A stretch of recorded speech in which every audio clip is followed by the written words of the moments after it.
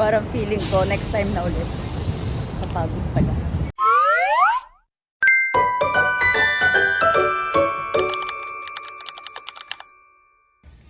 Hi guys, so for today's episode, magja-jogging ako ngayon sa BGC.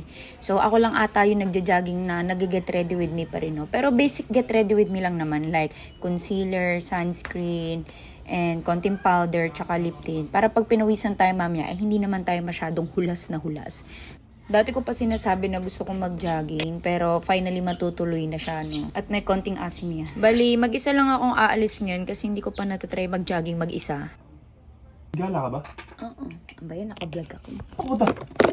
Magja-jogging. And syempre, hindi mawawala yung shoes na gagamitin natin today, no? And by the way, guys, 10 minutes away lang yung bahay namin sa BGC, kaya nag-move it na ako papunta. Nakita ko tong scooter, and what if mag-scooter kaya muna ako? Kala ko magja-jogging ako. Mag-i-scooter. Walk towards Lano. Or mamaya na ako mag-scooter pag pagod na ako mag-jogging. So yan na. Ang tagal na ng last jogging ko dito sa BGC. So sana ngayon totoong jogging talaga to siya, guys. Kasi medyo tinatamad pa ako pero kailangan ko i-push yung sarili ko. Kasi alam nyo yun, kapag wala kang ginagawa, parang mas ang bigat ng katawan mo, mas tinatamad yung katawan mo kasi hindi ka pinapawisan, hindi ka nag-exercise. Kaya ngayon, pipilitin ko yung sarili ko. So, syempre, bago tayo mag-start, mag-stretching muna ako since matagal na akong walang exercise at para hindi mabigla yung katawan ko.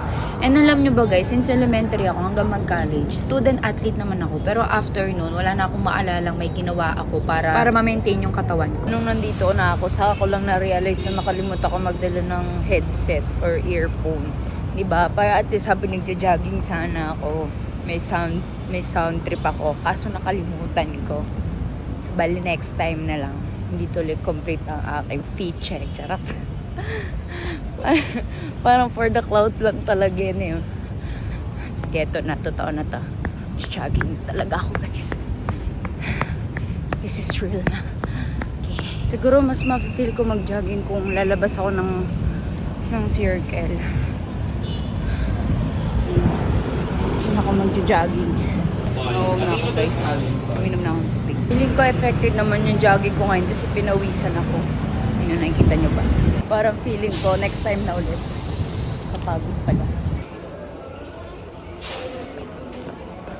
What if manood ako ng sine mag-isa? Kasi ganito yung suot ko. Baka mamaya malamig sa loob.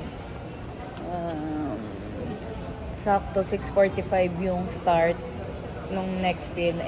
Ano oras pa lang? 6:38. Baka kasi malamig sa loob. Nakabili na ako ng popcorn ko. Mga ganitong trip yung gusto ko, yung spontaneous. Magja-jogging lang sana ako napunta sa sinihan.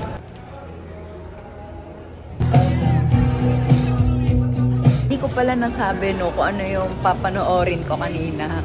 Yung pinanood ko yung kay Jericho tsaka yung kay Ann, yung The Loved Ones. Tama ba yung title? The Loved Ones. So, okay naman. Rate 1 to 10, siguro 8. Kasi parang binigyan ko ng dahilan yung sarili ko para malungkot. Alam nyo ba, first time ko lang manood ng sine mag-isa. So, yung experience ko, okay naman. Masaya naman siya.